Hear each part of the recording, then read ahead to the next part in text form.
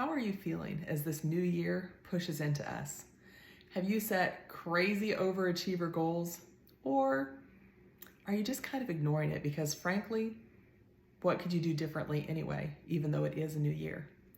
Regardless of where you're at with this, I want you to know today that you are valuable, you are needed, you are welcome, and you are wanted. My name is Rachel Page, and I work with people just like you to break out of the negativity cycle and into having the positive life that they desire. Neuroscientists tell us that our brain can actually rewire itself. We can move from having a negativity bias into believing positive truth.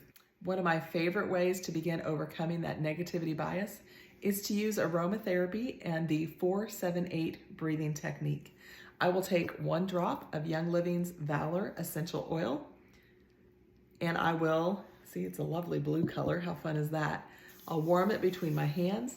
I'll cup it over my nose to breathe in for 4 seconds, hold for 7 seconds, and exhale for 8 while speaking an affirmation that I am loved and I am needed. You could also use a scriptural affirmation. If you want training on how to rewire your brain to have these more positive thoughts, or if you're interested in getting the highest quality essential oils, I can help you do both of those things. Just send me a message.